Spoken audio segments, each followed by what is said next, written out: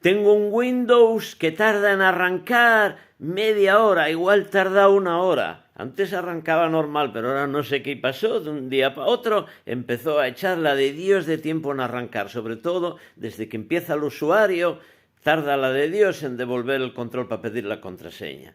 ¿Qué pasaría? ¿Qué pasaría? Bueno, vamos a verlo, ¿eh? Mira, vas aquí, vas al botón inicio, das a botón derecho, ejecutar, escribes esto, porcentaje temp porcentaje, y ejecutamos. Uy. Vale, nos vamos a encontrar con la siguiente tostada. Nos va a llevar a esta carpeta y va a salir toda esta cantidad de temporales. Fíjate, 60 y pico mil temporales, pero cuidado, pueden ser 100.000, puede ser lo que sea.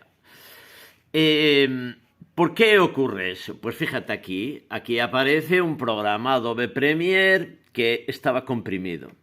Esto es un fallo que normalmente da los compresores zip y rar, que a veces se quedan pillados. Te pones a descomprimir y empieza a generar carpetas vacías, porque estas carpetas, pues mira, están vacías. A ver si no me deja mal, bueno, pues tiene alguna tontería o nada, ¿no? Pero todo eso llena el ordenador de mierda. ¿Y qué tienes que hacer? Pues coges y vas borrando, aunque sea así a mano, a pinrel. Hay aplicaciones para borrar, pero vas dando a borrar y los vas quitando todos. Tarda, pero oye, es Microsoft, como dice Paco, el de Ferrol.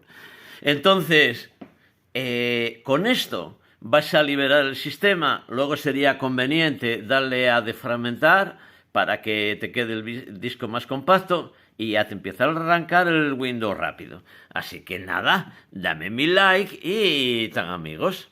Pues eso.